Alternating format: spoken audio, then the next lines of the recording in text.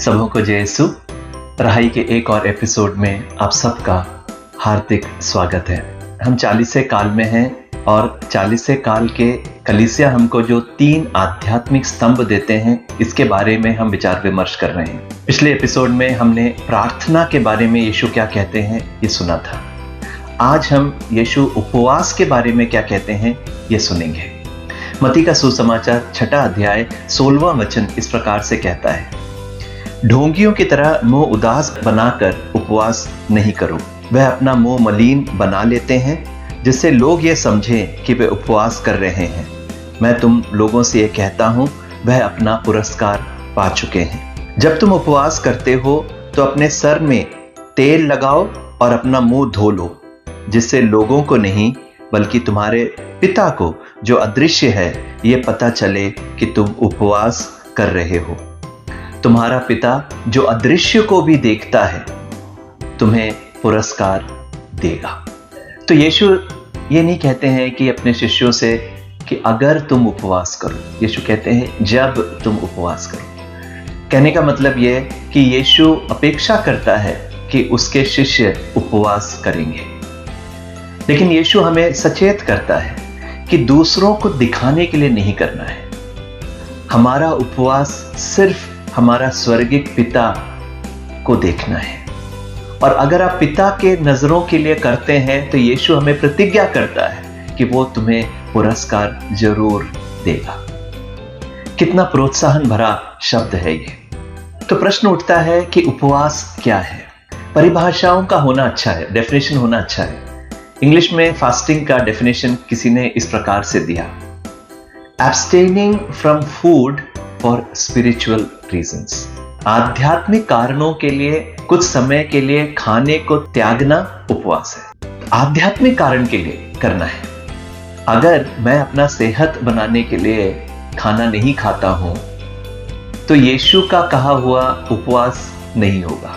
जैसे मैं अपना मोटापा कम करना चाहता हूं और मैं खाना नहीं खाता हूं और मैं कहता हूं यीशु द्वारा कहा गया उपवास मैं कर रहा हूं, तो वो गलत है। क्यों? क्योंकि उसका आध्यात्मिक कारण नहीं है। मैं अपने शारीरिक कारणों के लिए, अपने सेहत के लिए अच्छी बात है, लेकिन वो आध्यात्मिक उपवास नहीं है। तो आध्यात्मिक कारणों के लिए करना, हमारा मकसद क्लियर, हमारा मोटिव जो है वो क्लियर होना है। साथ में हम जो भी चीज ईश्वर के लिए करते हैं उसमें 2 मनोभाव होना जरूरी है। पहला मनोभाव ये कि हम विश्वास से ईश्वर के पास आना है। इब्रानियों के नाम लेख 11वां अध्याय 6 वचन कहता है कि जब आप ईश्वर के पास आते हैं तो यह विश्वास करना है कि वह है और उन सब की भलाई करता है जो उसकी खोज में लगे रहते हैं। तो पहली चीज, जब ईश्वर के पास आते हैं प्रार्थना में, उपवास में, दान धर्म के द्वारा, तो हम इस विश्वास से आना है कि ईश्वर है और वो सुनता है, वो हमें कृपाएं देता है। ये विश्वास अडिग होना चाहिए। और दूसरा मनोभाव क्या है? हम अपने आप को छोटा बनाकर, विनम्र बनाकर प्रभु के पास आना है। तो उपवास क्यों करना है?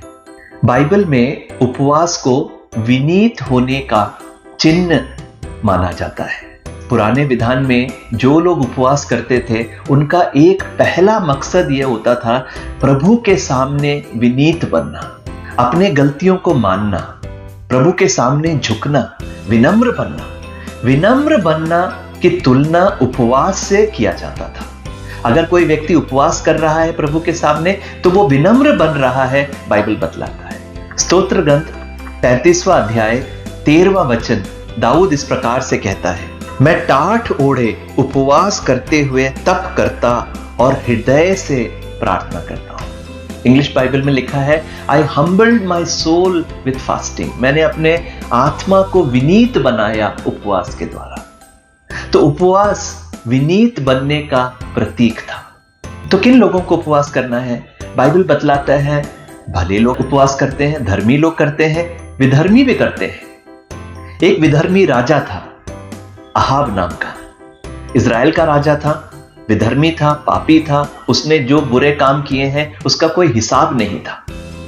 बाइबल उसके बारे में बताती है ईश्वर ने उस पर दंड निर्धारित किया, नबी को भेजा जब अहाब राजा जो दुष्ट है, उसने नबी के द्वारा कहा गया ईश्वर का दंड सुना, तो वो क्या करता है, बाइबल हमको बतलाती है। राजाओं का ग्रंथ, पहला ग्रंथ 21वां अध्याय 25वां वचन इस प्रकार से कहता है, अहाब की तरह कभी कोई नहीं हुआ जिसने जो काम प्रभु की दृष्टि में बुरा है उसे ही करने का निश्चय किया हो, क्योंकि उसकी पत्नी जेजबेल ने उसे बहकाया था। प्रभु ने जिन अमारियों को इज़राइल के सामने से भगा दिया था, अहाब ने उन्हीं की तरह देव मूर्तियों का अनुयायी बनकर अत्यंत घृणित कार्य किया। 27वां वचन कहता है, अहाब ने यह शब्द सुनकर, मतलब नबी के शब्द को सुनकर, अपने वस्त्र फाड़ डाले और अपने शरीर पर टाट ओढ़कर उपवास किया। तो यह विधर्मी राजा, दुष्ट राजा, उसके समान विधर्मी नहीं था। बाइबल बतलाती है जब प्रभु का दंड उसने सुना तो वो क्या करता है, वो टाट ओढ़कर प्रभु के सामने उपवास करता है। अब प्रभु की प्रतिक्रिया देखिए, वह टाट ओढ़कर कपड़े में सोता था और उदास होकर इधर उधर टहलता था। तब प्रभु की वाणी एलिया को यह कहती हुई सुनाई पड़ी।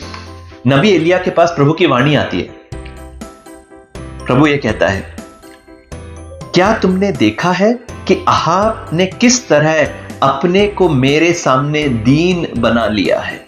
क्योंकि उसने अपने को मेरे सामने दीन बना लिया है, इसलिए मैं उसके जीवन काल में उसके घराने पर विपत्ति नहीं ढाऊंगा। प्रिय भाई बहनों, परमेश्वर का दिल देखिए, यह दुष्ट राजा है। प्रभु ने निर्धारित कर दिया था इसको नष्ट होना है, लेकिन जब उसने उपवास किया, प्रभु के सामने विनीत बनता है उपवास के द्वारा, प्रभु का दिल पिघल जाता है।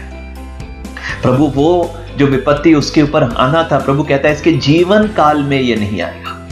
तो अहाब के साथ परमेश्वर ने क्या किया आपने देखा। लेकिन अहाब सिर्फ एक नहीं था। हम निनेवे की कहानी जानते हैं योना नबी के ग्रंथ में। प्रभु ने योना नबी के मुख से बोला था कि निनेवे का विनाश होगा। योना नबी जाकर पूरे शहर में घूम घूम कर ये कहता है कि 30 दिन और फिर निनेवे का विनाश होगा। निनेवे के लोग जो दुष्ट थे, उन्होंने जब ये सुना नबी की वाणी को, उन्होंने क्या किया, उन्होंने अपना सब काम बंद कर दिया, टाट ओढ़ लिया, सर पर राख डाल लिया, उपवास किया। वहां के राजा ने क्या किया, राजा को जब यह पता चला लोग ऐसे कर रहे हैं, राजा ने अपने राजकीय वस्त्र उतार कर उपवास किया, टाट ओढ़ा और एक राज्याज्ञा निकाली कि मेरे राज्य में कोई खाना नहीं खाएगा, कोई पानी तक नहीं पिएगा। सिर्फ पुरुष नहीं, स्त्रियां नहीं, बच्चे तक नहीं खाएंगे, यहां तक जानवर भी नहीं खाएंगे। हम जानते हैं क्या हुआ, प्रभु का दिल फिर से पिघल गया। प्रभु ने वो दंड जो नबी के द्वारा कहा था वो नहीं करता है। अहाब विधर्मी था, पापी था, दुष्ट था। आप तो प्रभु के पीछे चलने वाले लोग हो। अगर आप उपवास के द्वारा प्रभु के सामने विनीत बनोगे तो क्या प्रभु का दिल आपके लिए नहीं पिघलेगा, आपकी जरूरतों के लिए नहीं पिघलेगा? जरूर जरूर। हम पुकारने से पहले उत्तर देने वाला प्रभु है ये। आप उसके समक्ष आ रहे हैं, विनीत बनकर, उपवास के द्वारा विनीत बनकर हम प्रभु के सामने आए। तो यह पहला कारण है।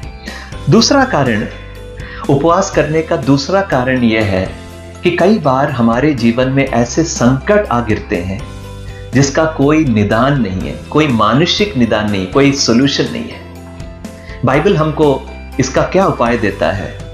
उपवास के द्वारा ईश्वर की उपस्थिति में हो। ऐसी एक घटना हम एस्तर के ग्रंथ में पढ़ते हैं। एक राजा था जिसने राज्याज्ञा निकाली कि संसार भर में जितने यहूदी हैं उनका वध किया जाएगा, उनको मार डाला जाएगा। एस्तर एक यहूदी नारी है और राजा के महल में रानी है। जब एस्तर को यह पता चलता है कि उसके यहूदी लोगों को मार दिया जाएगा तो क्या करती है? हमने राख बुधवार वाले वीडियो में भी सुना था। वो अपने दासियों के साथ अपने राजकीय वस्त्र उतार कर, टाट ओढ़कर 3 दिन तक बिना पानी पिए, बिना खाना खाए उपवास करती है। और उसका उत्तर क्या मिलता है? राजा जो राज्याज्ञा निकाला था उसको रद्द करता है, यहूदी लोग बच जाते हैं। तो संकट के समय उपवास एक शक्तिशाली हथियार है भाई बहनों। क्या आपके जीवन में संकट है, परेशानी है, सताव है, किसी ने आपको दुख दिया है, शत्रु आपको घेर रखे हैं? उपवास का हथियार इस्तेमाल करें, विश्वास में आए, विनीत होकर प्रभु के पास आए, प्रार्थना करें, प्रभु जरूर उत्तर देगा। ऐसे ही एक घटना राजा यहोशफत के जीवन में है। राजा यहोशफत एक अच्छा राजा था, यहूदी राजा, इजरायली लोगों का।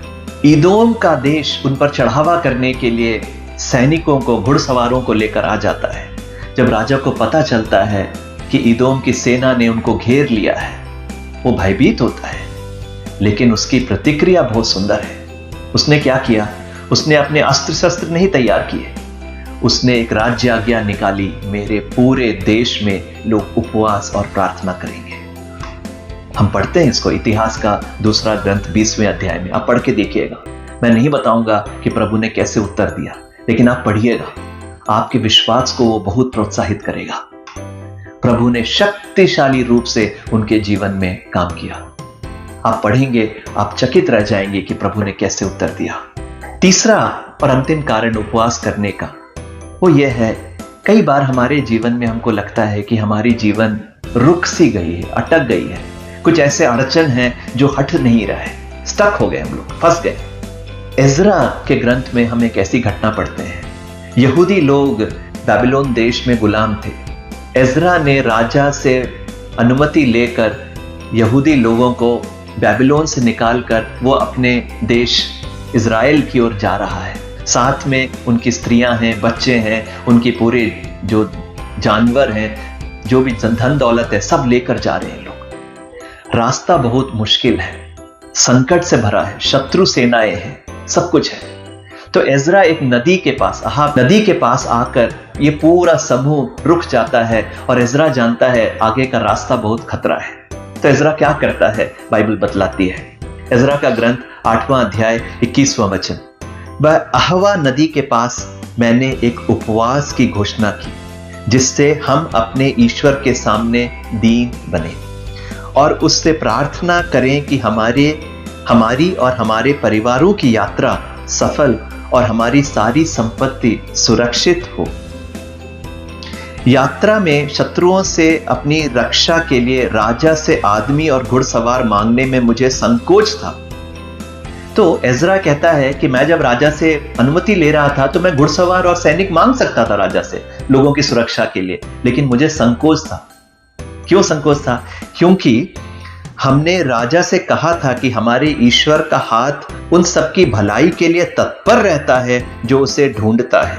उसने कहा था कि हमारा ईश्वर के हाथ में शक्ति की कमी नहीं है, हमें घुड़सवार सैनिकों की जरूरत नहीं है, हमारा ईश्वर हमको संभालेगा। इसलिए मुझे संकोच था राजा से जाकर वापस मांगने के लिए कि मुझे सैनिक दे दो, मुझे सुरक्षा प्रदान करो मेरे लोगों के लिए। तो एजरा क्या करता है, देखिए 23वां वचन कहता है, इसलिए यह वरदान मांगने के लिए, क्या वरदान? सुरक्षा का वरदान मांगने के लिए हमने उपवास घोषित किया और ईश्वर ने हमारी ये प्रार्थना सुनी। कितना सुंदर भाग है भाई बहनों। उन्होंने लोगों पर भरोसा नहीं, अपने शक्ति, संसार की शक्ति पर भरोसा नहीं किया, उन्होंने प्रभु पर भरोसा किया। और कैसे अपने भरोसे पर अमल हुए? विश्वास के द्वारा प्रार्थना किया और प्रभु ने, एक भी आदमी नहीं मरा, एक भी बच्चा नहीं घायल हुआ, थोड़ी सी भी चीजों की चोरी नहीं हुई, जानवर भी नहीं मरे, सुरक्षित बाबिलोन से वो इज़राइल देश में पहुंचे। उपवास का सामर्थ्य हम नहीं जानते, एक बहुत बड़ा रहस्य है कि प्रभु को क्यों इतना पसंद है, लेकिन जब हम विनीत बनते हैं उपवास के द्वारा, प्रभु अद्भुत चीजें हमारे जीवन में करेगा। कई बार कई लोग शैतान के चंगुल में होते हैं, कितना भी कोशिश कर लें उनको छुटकारा नहीं मिलता है। मत्ती के सुसमाचार 17वें अध्याय में ऐसा एक पिता जो उसका बेटा अब्दूतग्रस्त है, शिष्यों के पास आता है प्रार्थना करवाने के लिए। शिष्य प्रार्थना करते हैं लेकिन छुटकारा नहीं मिलता। वो यीशु से विनय करता है, यीशु प्रार्थना करता है और उस व्यक्ति को, उस बच्चे को छुटकारा मिलता है। तो शिष्य यीशु से पूछते हैं, हमने भी प्रार्थना किया था, क्यों बच्चे को छुटकारा नहीं मिला? तो यीशु ये कहता है, मत्ती का सुसमाचार 17वां अध्याय 21वां वचन, प्रार्थना तथा उपवास के सिवा किसी और उपाय से अपदूतों की ये जाति नहीं निकाली जा सकती।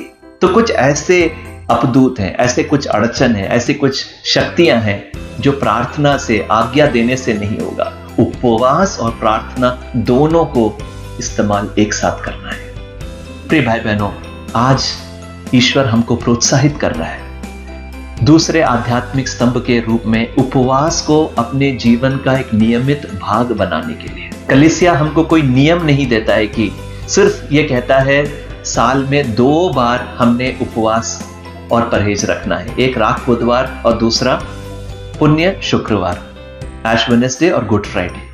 लेकिन कलीसिया के इतिहास को अगर पढ़ेंगे, शिष्यों ने उपवास किया, यीशु ने उपवास किया, संतों ने उपवास किया, हजारों लोगों ने उपवास किया जो प्रभु के पास थे। तो मैं आपको प्रोत्साहित करना चाहता हूं इस 40 के काल में आप भी उपवास को एक आध्यात्मिक अभ्यास के रूप में अपने जीवन में अपनाएं। तो उपवास कैसे करना है? उपवास के भी कई तरीके होते हैं। कई लोग, अगर आप दिन में 3 बार भोजन करते हैं तो कई लोग 2 समय का भोजन उपवास के रूप में छोड़ देते हैं और 1 समय का भोजन करते हैं। कुछ लोग तीनों टाइम का भोजन छोड़ देते हैं, एक पूरा 24 घंटे का समय उपवास करते हैं। लेकिन उपवास के समय एक चीज ध्यान दें, पानी जरूर पीना। और अगर आप बीमार हैं, डॉक्टर की सलाह लेने के बाद ही हमने उपवास करना है। कलीसिया का नियम यह है कि 18 वर्ष से लेकर 59 वर्ष तक के लोगों को उपवास के लिए कलीसिया प्रोत्साहित करता है।